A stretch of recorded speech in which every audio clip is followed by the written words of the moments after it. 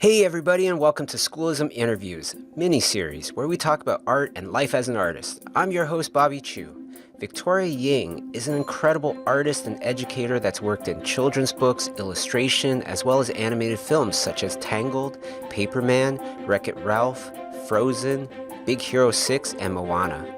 She's admired for her visual development art, and we are so honored to have her teach Introduction to Visual Development on schoolism.com. Now, without further ado, here's my interview with the incredible Victoria Ying. Please enjoy.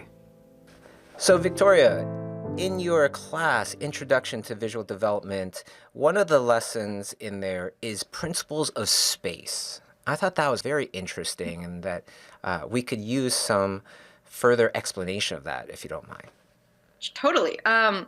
So I think that actually talking about space and perspective, like that could totally be its own class because there's so much technical information to go into.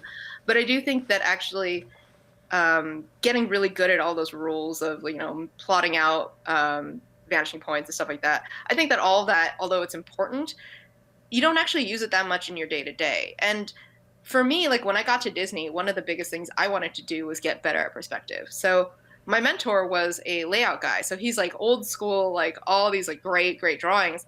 And I asked him, like, how do I get better at perspective? And his answer was frustrating, but I thought it was really interesting where he said, I don't know, you just kind of learn it. And I think what he meant was actually over time, like you do start to understand this is right and this looks wrong. And for me to shortcut that for a lot of my students and for myself was actually to study photographs and photography. Because if you start looking at photography and drawing the vanishing points and figuring out like what is the perspective of this, you'll actually start to notice, oh, okay, when I draw something, this is wrong. Like this just looks like it's falling into the ground or whatever. And I think that actually that helps shortcut a lot of like that technical work that you might have to do when you're drawing in perspective, like in like a traditional perspective class, right? Like you finding like the point of view and then you're drawing all of these vanishing points. And for me, like I actually learned how to draw in perspective just because I got really used to seeing it and understanding, oh, well, that's wrong and that's right. So in my lesson, we talk about that, like how do you train your eye to see perspective as it's wrong or right? And also camera. And camera was something that I never learned about in school, but actually is super important for visual development. Camera, there's all these different lenses and, you could spend forever just learning about photography, but knowing how to draw in some of those lenses is actually really important for things like composition and storytelling. Can we give an example of that? Like which kind of lens would you Mhm. want to use for what kind of situation, perhaps? Absolutely. So like a wide angle lens, like, you have those really cool fisheye drawings and stuff. And that could be really great if you really need to see a lot that's in a small space, right? So like if you're in like a really tiny apartment or something and you want to see everything, then you would use a wide angle lens. That makes things feel bigger, like even though it's a small space because of the lens and the fisheye kind of look, everything does feel bigger.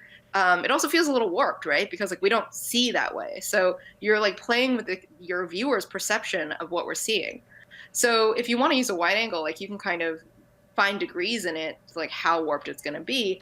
But at the same time, like you can use that to your advantage, right? So like that's an appropriate moment to use a wide angle lens. However, like you can also use a long lens which flattens everything out in that same space and make everything feel very small and claustrophobic. On the one hand, it's really cool because you can do really graphic shapes because everything's so flat.